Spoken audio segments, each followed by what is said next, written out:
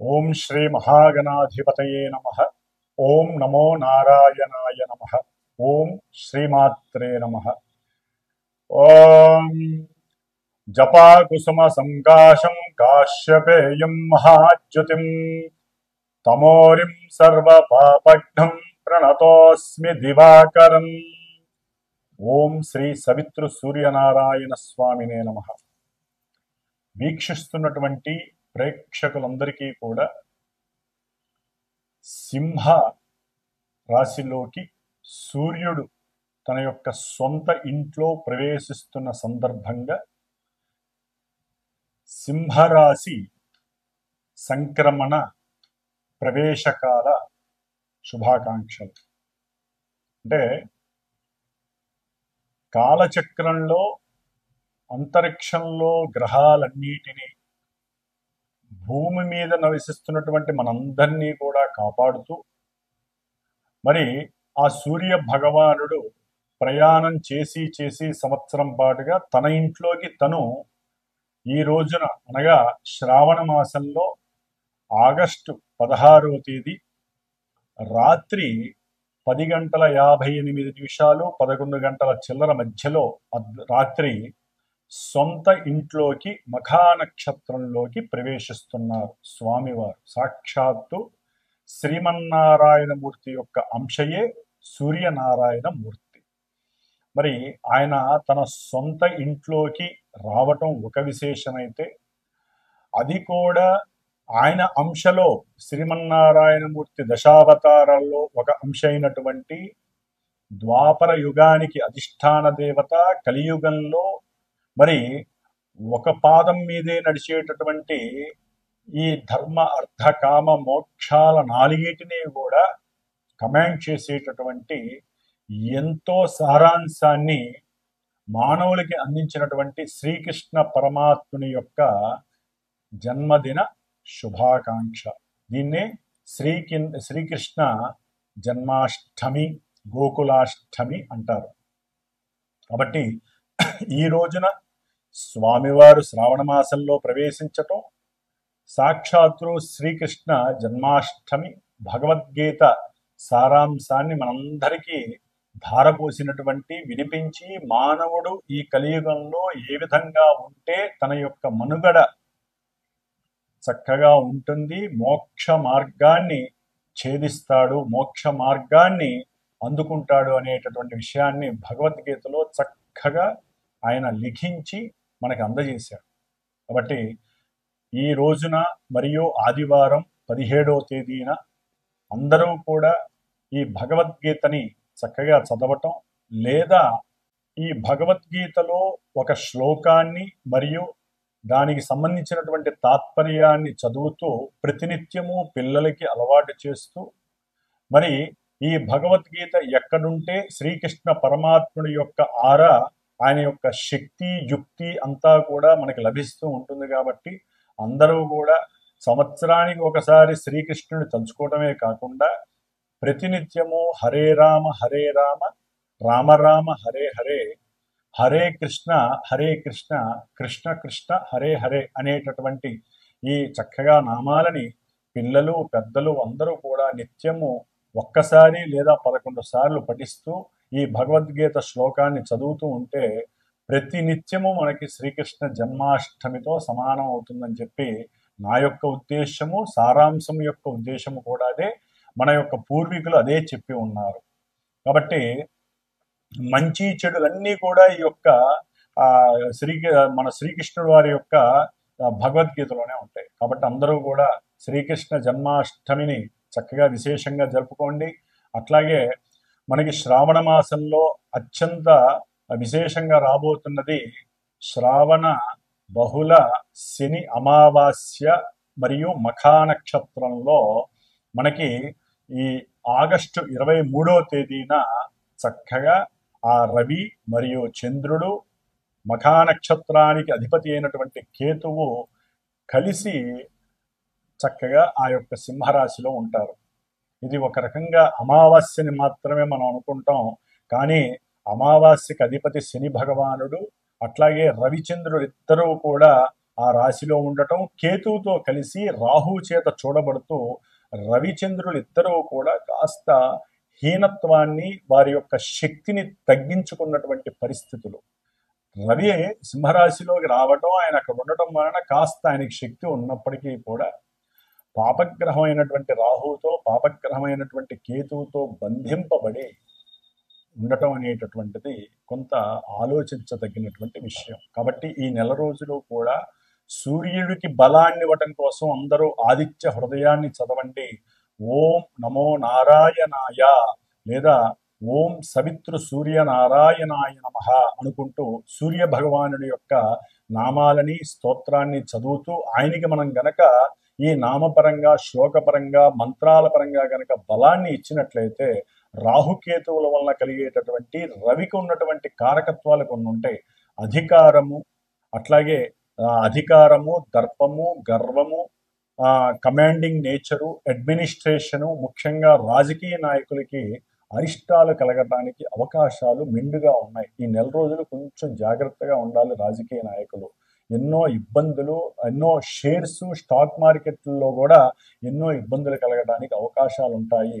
లలిత కళలకు సంబంధించినటువంటి చిత్ర పరిశ్రమ కావచ్చు, లేకపోతే యుద్ధ రంగానికి సంబంధించినటువంటి అణ్వాయుధాలకు సంబంధించినటువంటి నిర్ణయాలు కావచ్చు, రాజకీయ నాయకులు, అట్లాగే మేధో సంపన్నులు అయినటువంటి వారు ఎంతో మంది సూర్య భగవానుడి యొక్క అంశంలో ఉంటారు. కాబట్టి ఆ యొక్క శక్తిని రాహుకేతువులు తమాయించి తగ్గిస్తున్నారు. కాబట్టి సూర్యనారాయణని ఎక్కువ ఆరాధించండి.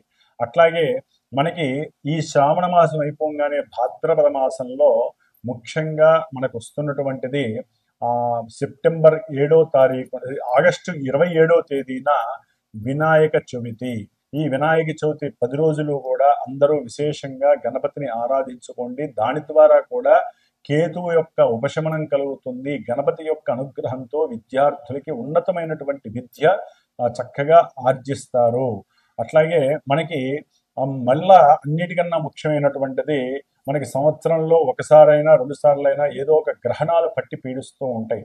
ఇది ముఖ్యంగా సెప్టెంబర్ 7వ తేదీన మనకి ఆదివారం రోజున శతభిష నక్షత్రంలో చివరిలో ప్రారంభమై, అంటే పూర్వాభాద్ర నక్షత్రంలో చంద్రుడు ఉన్నప్పుడు, ఆల్రెడీ పూర్వాభాద్ర నక్షత్రంలో ఉన్నటువంటి రాహువు అక్కడ కుంభరాశిలో ఉండి, చంద్రరాహువులు ఇద్దరు కుంభరాశిలో పూర్వాభాద్ర నక్షత్రము ధనకారకుడు, పుత్రకారకుడు, కుటుంబకారకుడు అయినటువంటి గురుడు యొక్క నక్షత్రంలో ఇరువురు కూడా కలిసి ఉండి చంద్రుడికి ఇక్కడ గ్రహణం పడుతోంది. సంపూర్ణ చంద్రగ్రహణము. ఇది అర్ధరాత్రి, ఆ రోజున రాత్రి దాదాపుగా 9:55 ప్రారంభమై 1:26 అంతమవుతోంది. దాదాపుగా 3:31 అటు ఇటుగా ఈ మొత్తం కూడా సంపూర్ణ చంద్రగ్రహణం మనకి సంప్రాప్తిస్తోంది భారతదేశంలో. కాబట్టి కొంతమంది మళ్ళా వీడియో చేసినప్పుడు దాని యొక్క విశిష్టత మనం అందరూ తెలుసుకుందాం. ఏ రాశుల వారికి ఎలా ఉంటుందో మనం తెలుసుకుందాం. ముఖ్యంగా ఇప్పుడు వచ్చేటటువంటి శ్రావణ బహుళ అమావాస్యకి శనిగ్రహ పాశుపత రుద్రహోమాన్ని మనకి ఈ శ్రీమాతా జ్యోతిషాలయ పీఠంలో చక్కగా నాచే నిర్వహించబడుతోంది. కాబట్టి ఎవరైనా సరే ఏలినాటి, అష్టమ, అర్ధాష్టమ, కంటక, వేధ, శనిగ్రహ దోషాలు, శని మహర్దశ అంతర్దశలు, కార్యాలు ఆలస్యమవటం, వివాహ ప్రతిబంధకాలు, సంతాన ఆలస్యాలు, అట్లాగే లేనిపోని మాటలు పడటం, అవమానింపబడటం, అనుమానాలు, ఇట్లా అన్ని విధాలా కూడా శని కూడా వక్రించి ఉన్నాడు. కాబట్టి సాధ్యమైనంత వరకు అమావాస్య రోజు పుట్టిన వాళ్ళు కావచ్చు, ఆశ్లేష, మఖ, కొన్ని సర్ప నక్షత్రాలు ఉన్నాయి, అశ్విని, మూల ఇలాంటి నక్షత్రాల వాళ్ళు కూడా ఈ యొక్క హోమానికి మీ ప్రయత్నపూర్వకంగా మీరు మనస్ఫూర్తిగా సహకరించదలుచుకుంటే, మీ యొక్క యోగక్షేమాల కోసం మీరు గనక చేయించదలుచుకుంటే ప్రత్యక్షంగా వచ్చైనా చేసుకోవచ్చు, లేదా మీరు ఫోన్ చేసైనా సరే నాతో సంప్రదించి ఆ యొక్క యజ్ఞానికి మీరు కూడా మీ వంతుగా మీరు సహకరిస్తూ ఆ వచ్చే ఫలితాన్ని మనందరం కూడా చక్కగా పంచుకునేటటువంటి అవకాశం మనకి ఆ రోజున శ్రావణ బహుళ శని అమావాస్య మనకి అందజేయబోతోంది. ఆ రోజున విశేషమైనటువంటి లక్ష్మీప్రదమైనటువంటి యోగం కూడా కలుగుతుంది. కాబట్టి చివరిలో శ్రీ సూక్త సహితముగా లక్ష్మీనామాలతో ఆ అమ్మవారికి కూడా హోమం చేయబడుతోంది. కాబట్టి ఎవరైనా సరే ఈ యొక్క హోమంలో చక్కగా మీ యొక్క గోత్రనామాలు ఇచ్చి పాల్గొనవచ్చు. ఇప్పుడు మనము మేషాది మీనరాశి పర్యంతం 12 రాశుల వారికి సూర్య భగవానుడు సింహరాశిలోకి ఆగస్టు 16వ తేదీ నుండి దాదాపుగా సెప్టెంబర్ 15వ తేదీ వరకు ఈ నెల రోజులు కూడా ఆయనతో పాటుగా శుక్రుడు కూడా ఈ నెల ఆగస్టు 20వ తేదీన ఇప్పటి వరకు మిథున రాశిలో గురుడితో కలిసి ఉండి కర్కాటక రాశిలోకి ప్రవేశించబోతున్నాడు. జలకారకుడు జలరాశిలోకి వస్తున్నాడు.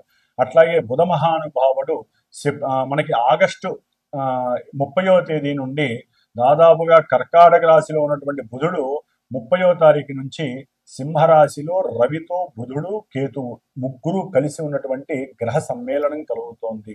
అట్లాగే మనకి సెప్టెంబర్ 13వ తారీఖున చివరిలో ఈ నెల వచ్చే నెల చివరిలో కుజుడు కన్యారాశిలోంచి తులారాశిలోకి మారుతున్నారు. ముఖ్యంగా ఇప్పుడు మాత్రము బుధ శుక్రుడు కూడా మారుతున్నారు. కాబట్టి ఈ యొక్క గ్రహ మిశ్రమం సమ్మేళనం అట్లాగే రవిగ్రహ మార్పు మిగతా రాశుల వారికి ఏ విధంగా ఉంటుందో తెలుసుకునే ప్రయత్నం చేద్దాం. ఓం సం సూర్యనారాయణ స్వామినే నమో నమః. కన్యారాశి కన్యారాశి వారికి మొన్నటి వరకు కూడా లాభంలో ఉన్నటువంటి రవి వలన ఎన్నో రకాలైనటువంటి కార్యసాధనలో లాభాలు మంచి అవకాశాలు కలిగినాయి. కాస్త తృప్తికరమైనటువంటి జీవితాన్ని అనుభవించారనే చెప్పుకోవాలి. అయితే ఇప్పుడు కన్యారాశిలో కుజుడు ఉండటమే దోషప్రదం. బంధువులతో ఏదో రకమైనటువంటి సమస్యలు, వాగ్వాదాలు, అభిప్రాయ భేదాలు, అన్నదమ్ములతో కూడా ఆకస్మికంగా ధనపరమైనటువంటి ఇష్యూస్, అంతర్గత సమస్యలు, కోర్టు సమస్యలు, ఇట్లా ఎన్నో రకాలైన సమస్యల వలన వీళ్ళకి తెలియని భయంతో కూడా కాస్త విరోచనాలు కలగటం, తెలియని భయము ఎక్కువ అవ్వటం, అస్త్రశస్త్రాలకు సంబంధించి కొన్ని గాయాలు అవ్వటం, లేకపోతే వీరికి వీరే ఆ ప్రయోగాలు చేసుకోవటం. అంటే కొంతమందిని చూస్తూ ఉంటాం, అవసరం లేని పనికి మాలిన పనులన్నీ చేసుకుంటారు. దానివల్ల ఉపయోగం ఏం లేదు. శరీరం మీది, కత్తి మీది ఉపయోగించేది మీరు, నష్టపోయేది మీరే. గ్రహాలు అలా పనిచేస్తాయి. కొంచెం జాగ్రత్త వహించండి. ఎందుకు అంత టెన్షన్ ఎందుకు పడటం? మన జన్మ కన్యారాశిలో కుజుడున్నాడు. ఆయన మహాపాపి. వీరికి ఏం చేస్తాడు ఆయన? లేనిపోని వాహన ప్రమాదాలు, కత్తులు, బ్లేడ్లు, కత్తెరలు, మనకి తెలుసు తెలియకో గబాలన ఏదైనా కోస్తూ ఉంటాం, ధన్మని కోసుకుంటాం చెయ్యి. కాబట్టి కొంచెం జాగ్రత్త వహించండి. మనస్సులో ఎప్పుడూ కూడా హనుమంతుల వారి ధ్యానం చాలా మంచిది. ముఖ్యంగా భార్యాభర్తల మధ్య అనుకోని విధంగా, అవసరం లేని విధంగా, అది బంధువుల ప్రమేయం కావచ్చు, లేకపోతే సంతానం వల్ల కోపంతో కావచ్చు, లేకపోతే ఇరుగు పొరుగు వాళ్ళతో కావచ్చు, ఉద్యోగపరమైనటువంటి ఒత్తిడులు, వ్యాపారపరమైనటువంటి భాగస్వామ్య విభేదాల వల్ల కావచ్చు. భార్యాభర్తలు ఇప్పుడు మగవాళ్లే కాదు, ఉద్యోగాలు, వ్యాపారాలు ఆడవాళ్ళు కూడా చేస్తున్నారు. కాబట్టి ఎవరైనా సరే కుటుంబంలో ఈ విధమైనటువంటి ప్రక్రియల వలన ఆరోగ్యము చెడుతుంది. బంధుమిత్రులతో వైరాలు కలుగుతాయి. దానికి తోడు రవి చూస్తేనేమో ఈ ఆగస్టు 16 నుంచి సెప్టెంబర్ 15 వరకు కూడా సొంత క్షేత్రంలో ఉంటున్నాడు మహానుభావుడు. తన సొంత ఇంట్లో ఉంటాడు. అట్లాగే నెలాఖరికి బుధుడు వస్తాడు. ఇప్పటి వరకు బుధుడు బాగానే ఉంటాడు. చక్కగా కీర్తి వస్తుంది. వారికి ఉన్నటువంటి తెలివితేటలు, వ్యాపారంలో చక్కల లాభాలు వస్తాయి. ఏదైనా రియల్ ఎస్టేట్ వ్యాపారాలు అయితే కనుక, లేకపోతే రియల్ ఎస్టేట్కి సంబంధించి కొన్ని కాంట్రాక్ట్లు ఉంటాయి, లేకపోతే రియల్ ఎస్టేట్కి సంబంధించిన వాళ్ళు, లేకపోతే రైల్వేలో కానీ, తంతి తపాలా, వీళ్ళకి సంబంధించిన ఏజెంట్స్ ఉంటారు కొంతమంది. వాళ్ళు ఏజెన్సీస్ బాగానే పనిచేస్తే మంచి ఈ ఫోటోగ్రఫీకి సంబంధించి, సినిమా రంగానికి సంబంధించి వీళ్ళందరికీ అనుకూలమైన పరిస్థితులు బాగానే ఉన్నాయి. ఇప్పుడు ఈ నెలాఖరు తర్వాత బుధుడు కూడా రవితో కలిసి కేతువుతో కలిసేసరికి మొత్తం మారిపోతుంది వ్యవహారం. ముఖ్యంగా ఆరోగ్యం మీద దెబ్బ పడాల్సిందే, హాస్పిటలైజేషన్ కావాల్సిందే. రవి అక్కడ ఉండటం అంత మంచిది కాదు కదా. సొంత ఇల్లు కాబట్టి కొంచెం కాపాడుకుంటాడు. కానీ అవసరం లేనటువంటి తండ్రితో వైరము, లేకపోతే ఉద్యోగంలో ఉన్నట్టుండి మిమ్మల్ని డైవర్ట్ చేయటం, లేకపోతే ఉద్యోగంలో ప్రమోషన్ వస్తుందనుకుంటే అది కాస్త డిమోషన్ అవ్వటం, అంటే ఇబ్బందులు పడటం, అసలు తీసేయటం, ఇట్లా ఉద్యోగరీత్యా చాలా కఠినమైనటువంటి పరిస్థితులు ఎదుర్కొనే సందర్భం మీకు కనిపిస్తోంది. ఒక రకంగా చెప్పాలంటే ఈ నెలాఖరు తర్వాత మీ బుద్ధిమాంద్యం, బుద్ధిలో వికాసం బదులు అవసరం లేని పిచ్చి ఆలోచనలు, ప్రేరావణల వలన వాళ్ళతో సరిగ్గా మాట్లాడకపోవటం, మీకున్నటువంటి దర్పము, అహంకారాన్ని ఎక్కువ చేసుకోవడం ద్వారా వారు మాట్లాడినప్పుడు అవతల వాళ్ళు ఎవరనేది కూడా మర్చిపోతారు. తండ్రిదండ్రుల బంధువులు కావచ్చు, ఉద్యోగంలో అధికారులు కావచ్చు, వ్యాపారంలో భాగస్వాములు కావచ్చు, వ్యాపార స్థితిలో మీకు సలహాలు ఇచ్చేవాళ్ళు కావచ్చు, ఎవరితోనైనా సరే మీరు మాట్లాడే మాటకి కొన్ని కోల్పోయి డిప్రెషన్కి వెళ్ళే అవకాశము, శరీర ఆరోగ్యం పాడే అవకాశం కలుగుతుంది. రవి బుధులు కలిసిన బుధాదిత్య యోగం అక్కడ ఉంది, కానీ అది 12వ స్థానం కావటం వలన, కేతువుతో కలవటం వలన పూర్తిగా తొలగిపోతుంది. కాబట్టి మీరు కంపల్సరీ రవి బుధ కేతు దోష పరిహారార్థమై ఇప్పుడు ఈ నెలాఖరు వరకు కూడా కాస్త సూర్యుడికి గణపతికి ఆరాధన చేసుకోండి తప్పనిసరిగా. తర్వాత మాత్రం శ్రీ విష్ణు సహస్రనామ స్తోత్ర పారాయణని రోజు చదవండి. అట్లాగే కాస్త పెసరపప్పు నైవేద్యం పెట్టి మీరు తీసుకోండి. ఏదైనా బుధవారం పూట కానీ ఆదివారం పూట కానీ పెసరగారెలు వేసి దానం చేయండి. విష్ణుమూర్తికి నైవేద్యం పెట్టి దానం చేయండి. ఈ విధంగా రవి బుధ కేతువులకి సంబంధించినటువంటి ధాన్యాలని మీరు భూమిలో వేసి ఆ వచ్చినటువంటి ఆ మొక్కలు ఉంటాయి, ఆ మొక్కల్ని చక్కగా ఆవులకి తినిపించండి. అప్పుడు మీ ఆరోగ్యం బాగుంటుంది, తండ్రితో వైరం తగ్గుతుంది, మీకు గవర్నమెంట్ ద్వారా పడేటటువంటి పెనాల్టీలు కానీ, వ్యాపారంలో వాళ్ళ వల్ల కలిగేటటువంటి ఇబ్బందులు కానీ, సమస్త సమస్యలు కాస్త వరకు తగ్గుముఖం పట్టే అవకాశాలు ఈ యొక్క కన్యారాశి వారికి ఉన్నాయి. అట్లాగే ముఖ్యంగా వీరికి శుక్రుడు ఈ నెల 20వ తారీఖు తర్వాత లాభస్థానమైనటువంటి జలరాశిలోకి ప్రవేశించడం ద్వారా చక్కగా ధనము, విశేషమైన లాభము వస్తుంది. గృహం కోసము, లేకపోతే స్నేహితుల కోసము, ఆనందాల కోసము, విలాసం కోసము, ఏదైనా బంగారం కొనడం కోసము, లేకపోతే తండ్రికి ప్రేమతో తండ్రి అడిగాడని చెప్పి 10 రూపాయలు ఇవ్వటం ద్వారానో, లేకపోతే మీరు తీసుకున్నటువంటి డబ్బుల్ని క్లోజ్ చేసేయటము, డబ్బు ఎంత వస్తుందో అంత చక్కగా జారిపోయే అవకాశం కూడా ఉంటుంది. కానీ సౌఖ్యము చాలా బాగుంటుంది. కుటుంబ సౌఖ్యం ఉంటుంది, మాతృ సౌఖ్యం ఉంటుంది. కుటుంబంలో మీకంటూ ఒక అభీష్టం నెరవేర్చడానికి, మీ కోరిన కోరికలు నెరవేర్చడానికి మీ యొక్క ధర్మపత్ని కావచ్చు, భర్త కావచ్చు, ఎవరో ఒకళ్ళు, ఇద్దరిలో ఎవరో ఒకళ్ళు సహాయ సహకారాలు చేసుకుంటారు. కొత్త వెహికల్ కొనే అవకాశం ఉంటుంది, బ్యాంక్ లోన్స్ దొరుకుతాయి, భార్యాభర్తలు ఆనందంగా ఉంటారు. ఇన్ని రకాల సౌఖ్యాలు కలుగుతున్నాయి. అయితే వీరు అనుకున్నటువంటి కార్యలాభ సిద్ధి, ఎవరైనా కొంతమంది ఉద్యోగ నిమిత్తం ప్రయత్నం చేస్తే ఆ యొక్క సిద్ధి, దానితో పాటుగా ధనప్రాప్తి, ఇవన్నీ జరగడానికి చాలా వరకు అవకాశం ఉంది. విద్యార్థులు కూడా తగినటువంటి స్వయం కృషితో కనుక కష్టపడి సరైనటువంటి లోక జ్ఞానాన్ని తెలుసుకొని ఎగ్జామ్స్ రాసినట్లయితే కనుక మంచి ఉన్నతమైనటువంటి విద్యకి సోపానము మీ జ్ఞానమే అని గుర్తుంచుకోండి. కాబట్టి ఏదేమైనప్పటికీ కూడా వీరు జ్ఞానం కోసం, విద్యార్థులు అట్లాగే వ్యాపారం కోసం, ధనాన్ని పెట్టుబడి పెట్టిన వాళ్ళు, కెరీర్ కోసం తాపత్రయపడే వాళ్ళు ఆ యొక్క గురు మహానుభావుడికి, గురుడికి సంబంధించి ఆదివారం పూట కాస్త అభిషేకం చేయించటము, శనగలు నివేదన చేయించటము, అట్లాగే మనకి ఎరుపుతో కూడినటువంటి గులాబీ పూలని స్వామివారికి అష్టోత్తరం చేయించడం ద్వారా కన్యారాశి వారికి గురుచండాలత్వ దోషము తొలగి వ్యాపారపరంగా, ఉద్యోగపరంగా, విద్యపరంగా, కాస్త భార్యాభర్తల పరంగా కూడా కొంతవరకు ఊరట కలిగి అనుకూలం కలగడానికి అవకాశం ఉంటుంది. ఓం నమో భగవతే రుద్రాయ.